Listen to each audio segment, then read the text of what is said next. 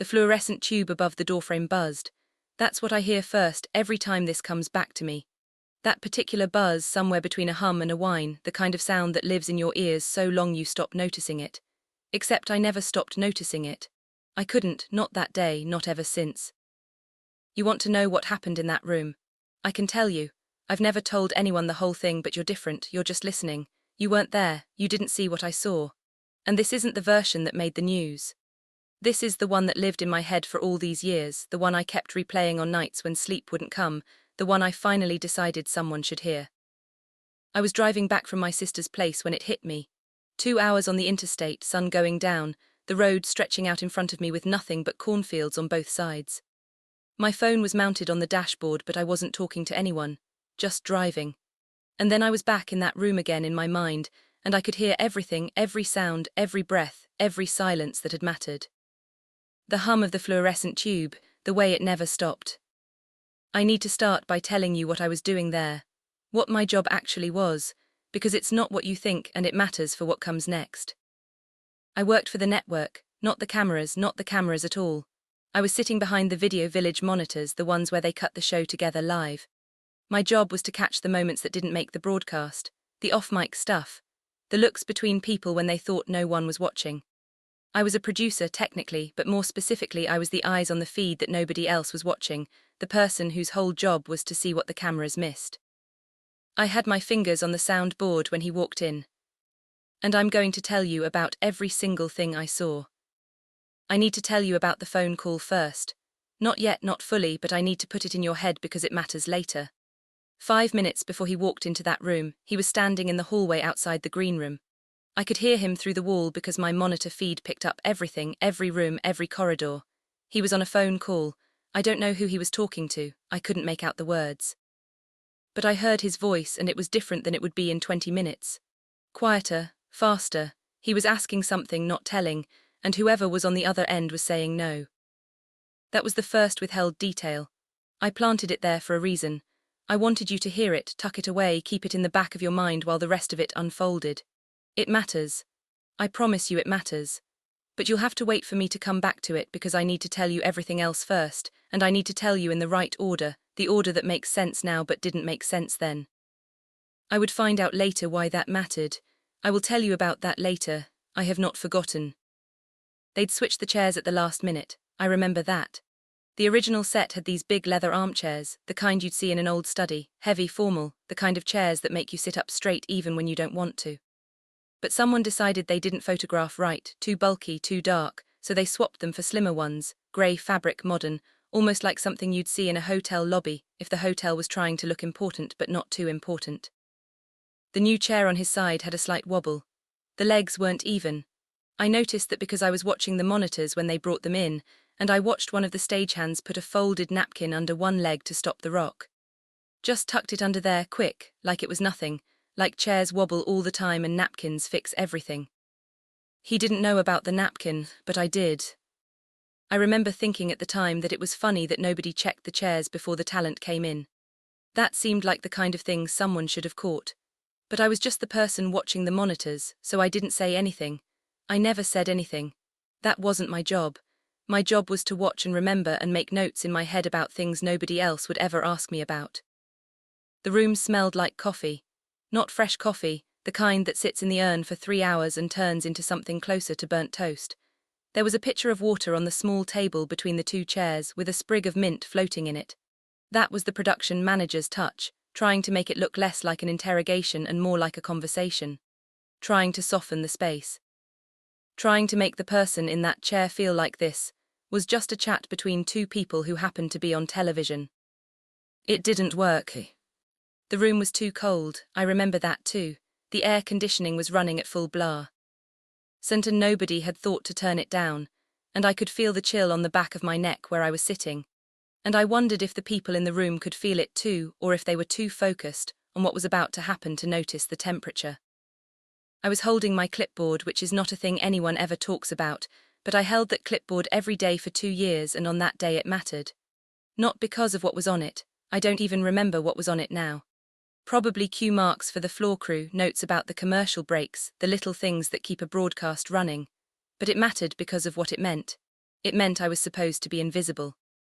It meant I was supposed to move through rooms without being part of them.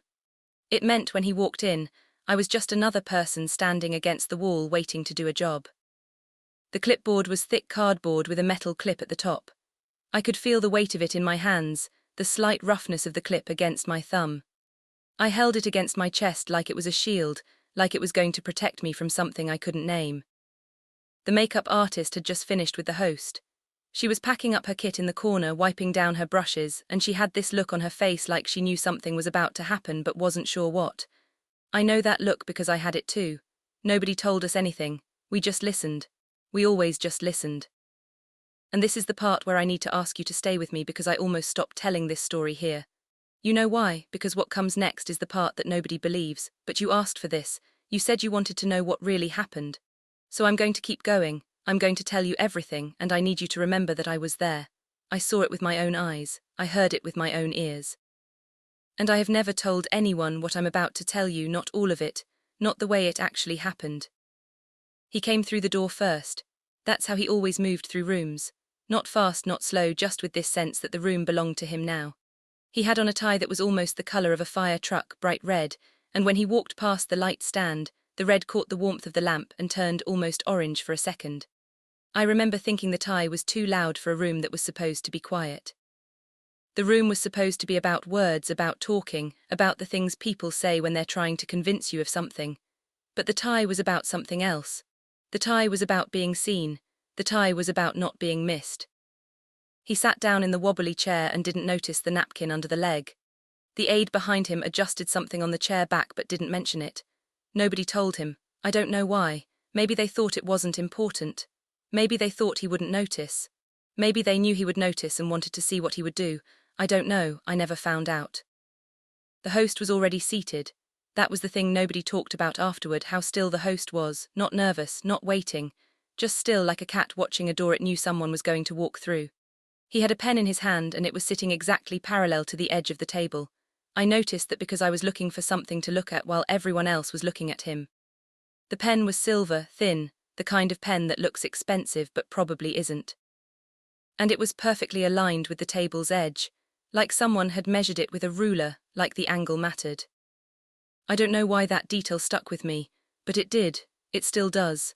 Every time I think about that day, I see that pen perfectly parallel waiting. Here's the first thing I saw that the cameras missed. He was fine for the first 2 minutes, solid. His voice was doing what it always did, that low rumble that makes people lean in even when they shouldn't. He was comfortable in that chair even with the wobble. He knew what he wanted to say. He had his facts straight, his story straight, his angle straight. He was ready. But every time the host asked a question, something happened. Right after the host finished speaking, there was this pause, half a second, too long, like the words hit his throat and he had to remember how to push them back out. The cameras caught the words. They didn't catch the delay, they saw the answer. They didn't see the hesitation before the answer, the half-beat where something went wrong in the machinery of his mouth. The first tell, I want you to hold that one, the pause after questions, the swallow that came 1 beat too late. I saw it on the monitor and I made a note in my head and I thought this is something. This is something the cameras are not getting. This is the thing that will matter later. And I was right, I just didn't know how right I was. There's something else I need to tell you about B. Before we go further, I need to plant it now so it can grow in your mind while the rest of the story unfolds. When the host walked in before he sat down, he passed right by where I was standing.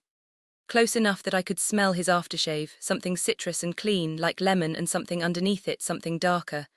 And he looked at me, not at my clipboard, at me. And he said, "Is everything ready?"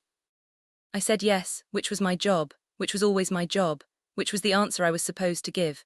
But here is the thing, and I need you to really hear this. Looking back, I don't think he was asking about the microphones. I don't think he was asking about the lights or the cameras or the commercial break schedule. I think he was asking about something else entirely, and I was too young, too inexperienced, too focused on my clipboard to understand what the question really meant.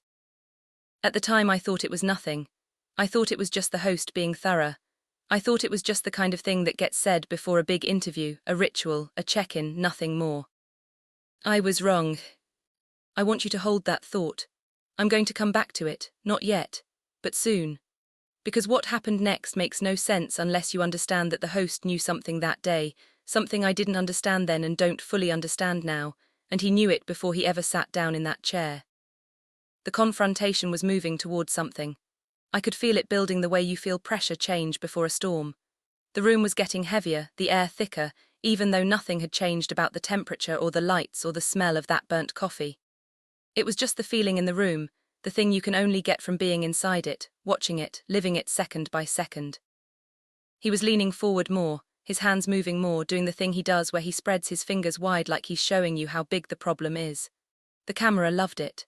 The camera always loved those hands, those big gestures, that sense of scale. It made for good television. It made for exciting television. People at home could see those hands and feel the energy coming off the screen. But the sound was telling me something the picture wasn't. His voice had dropped. Not the volume, the pitch. There was a lower register appearing underneath the big booming sentences, this rumble of something that wasn't quite anger and wasn't quite fear, but lived somewhere between the two. And every time the host stayed quiet after a question, waiting, not filling the silence, that lower register got a little more audible.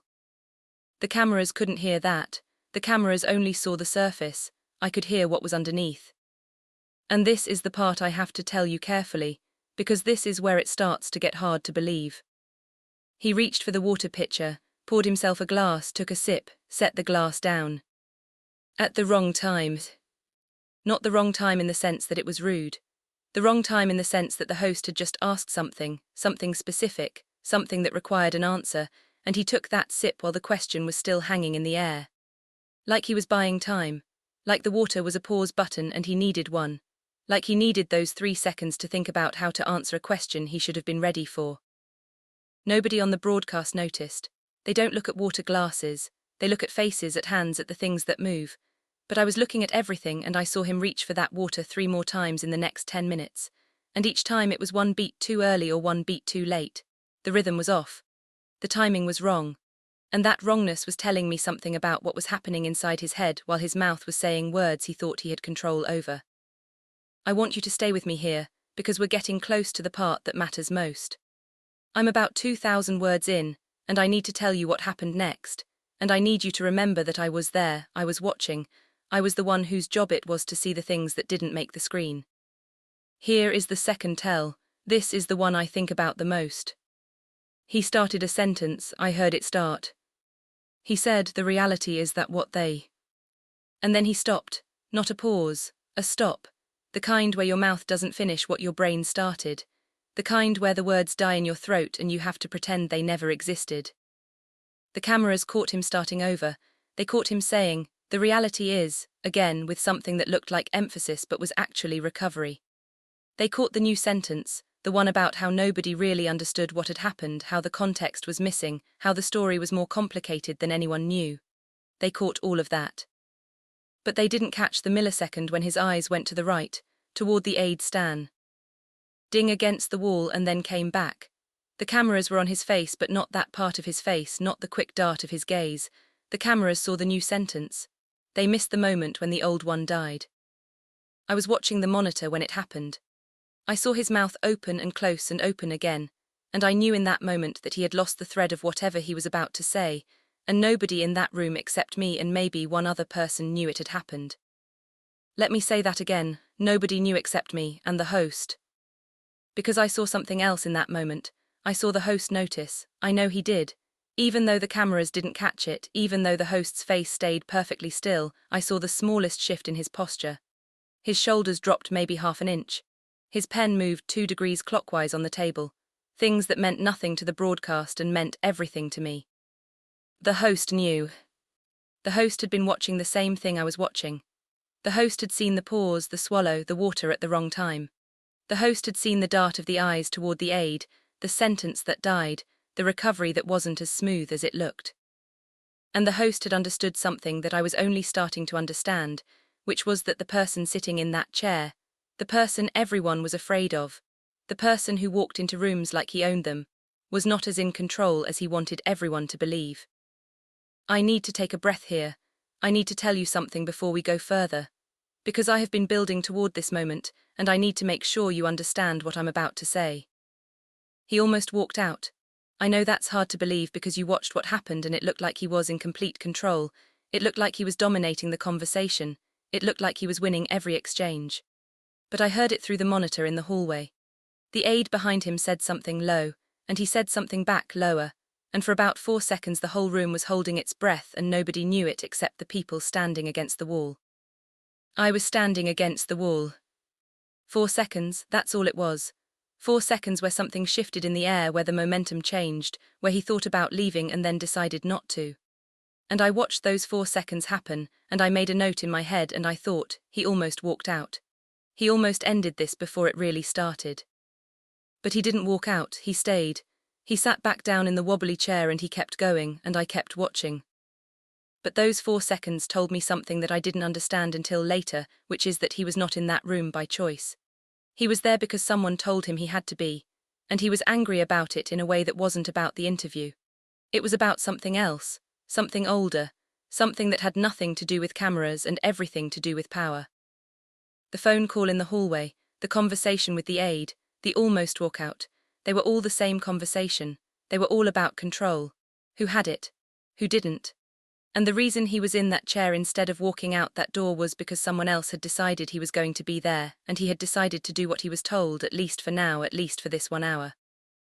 And that decision was already eating at him. I could see it, in the pause after questions, in the swallow that came too late, in the water at the wrong time, in the eyes that went to the right and then came back, in the almost walkout that almost happened. All of it was the same thing. All of it was the sound of someone losing control of themselves in real time. I want you to stay with me for a few more minutes. I know this is long. I know it's more than you expected. But I told you at the beginning, this is the story nobody else has heard. This is the version that lives in my head. And if I'm going to tell it to you, I'm going to tell it right. I'm going to tell you everything. Here's the third tell. The one I keep coming back to more than any other. The one I see when I close my eyes and think about that day. His thumb, his right thumb, the one resting on the arm of the chair. It started moving, not tapping, digging, the nail pressing into the fabric, small half-moon presses, like he was trying to push the chair into the floor. Like he was trying to find something solid to hold onto in a moment when nothing felt solid anymore. The cameras never got it. The cameras were on his face and his hands were below the frame, below the part of the picture they cared about. Nobody saw that thumb except me, and maybe the host. And maybe not even the host, because the host was focused on his eyes, on his mouth, on the words coming out of him. I watched that thumb for almost a full minute. I watched the knuckle go white with pressure. I watched the way the rest of his hand stayed perfectal. Why still while that one thumb tried to get somewhere else, tried to push itself into the fabric like it was looking for a way out. And I thought, even then, before the rest of it, I thought, that thumb knows something the rest of him hasn't figured out yet. That's what I'm going to tell you next. What the rest of him figured out. What happened when the room changed. What happened when the host did something nobody expected. Here's what I need to tell you about before we get there. There was a piece of paper on the table, not in front of him, in front of the host. It had been there since before either of them sat down. It was folded in half white, unmarked, and I remember thinking it was strange because nothing else on the table was there by accident.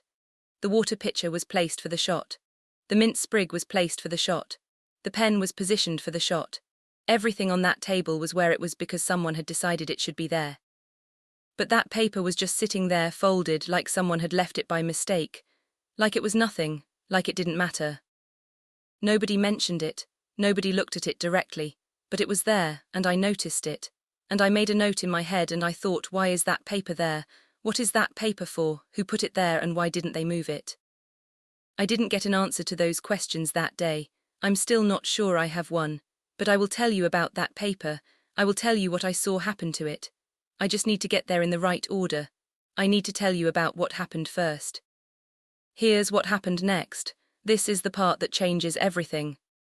The host asked a question, something about whether the tape was representative of who he really was, and the question was calm, almost gentle, like he was asking about the weather or about someone's health. It was the kind of question that should have been easy to answer. It was the kind of question that should have given him an opening, a chance to explain, to clarify, to set the record straight. He started to answer. I could see him gathering himself, pulling his thoughts together, preparing to say something that would make the question go away and put him back in control. And then the host leaned forward just slightly and said something off mic. Just 3 words.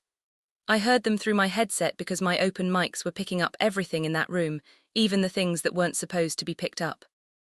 The 3 words were, "Is that right?" 3 words, that's all, just a question. A simple question, the kind of question you'd ask someone at a dinner party, the kind of question that doesn't mean anything unless it means everything. He stopped. Not like the other time, not like the sentence that died in his mouth. This was different. This was the stop of a person who had been caught in something and was looking for the door.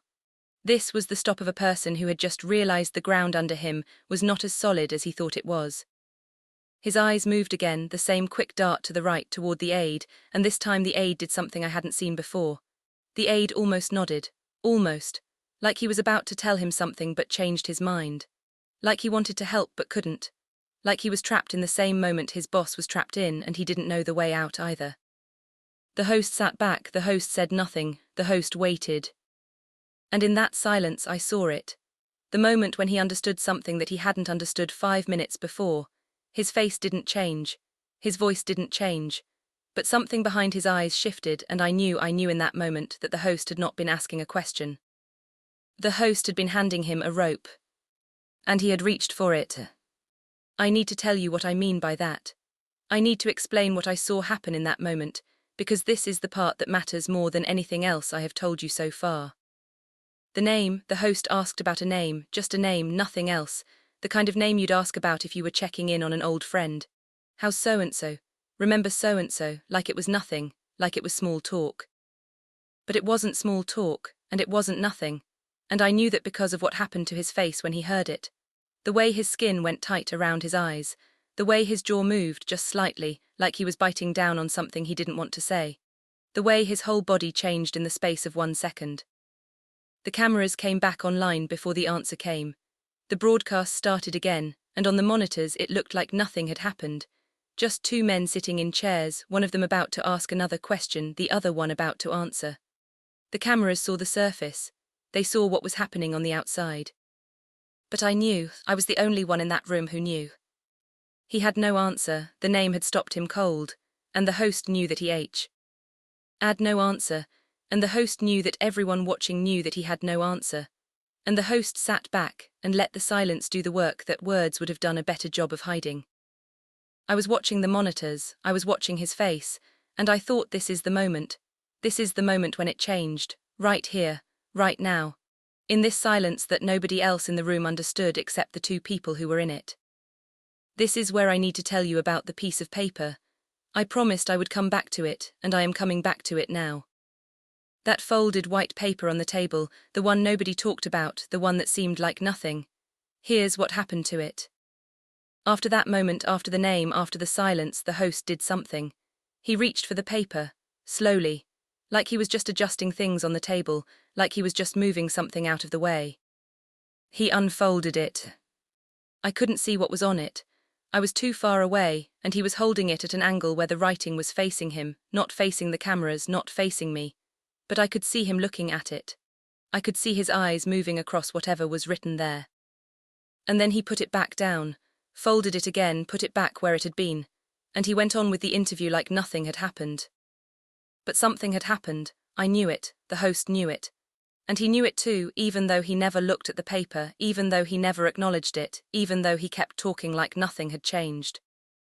The paper was a message. I don't know what it said. I don't know who wrote it or how it got there or what it was supposed to do. But I know it was there for a reason. And I know the host knew why it was there. And I know that when he unfolded it and looked at it, something happened that changed the rest of that interview in a way nobody watching would ever understand. I told you I would come back to this. I told you it mattered. Now you know that I wasn't lying. I need to take a break here. I need to tell you something about what I was feeling in that moment, because it matters to the rest of the story. I was scared. I need to say that out loud because it's the truth and this is supposed to be the truth. I was sitting at my console watching the monitors and I was scared. Not of him, not of the host, scared of what I was seeing. Scared of understanding something that I wasn't supposed to understand. Scared of being the only person in the room who knew what was really happening. There is a particular kind of fear that comes from seeing something you weren't supposed to see. It's not the fear of danger, it's the fear of knowledge, The fear of carrying something around inside you that nobody else knows you have. I had that fear that day. I have had it every day since. I'm telling you this because I need you to understand what it was like to be me in that moment. To be the person whose job was to watch and remember, and who was watching and remembering something that felt too big, too real, too important to be sitting in my head with no one to tell. And I said nothing. I kept watching. I kept my mouth shut. I made my notes and I did my job and I went home at the end of the day and I never told anyone what I saw. That's the thing I have to live with. That's the thing I'm finally telling you about now. Let me tell you the rest of what happened. The interview went on. The cameras kept rolling. He kept talking and the host kept asking questions and the audience at home kept watching, and nobody knew what had happened in that silence except the 3 people in the room who were there when it happened. I was one of them. The rest of it is what everyone saw, the points he made, the defenses he put up. The way he fought back against the things the host was saying. It looked like a battle. It looked like he was holding his own. It looked like he was winning. But I knew I could see the difference. The way his voice had changed.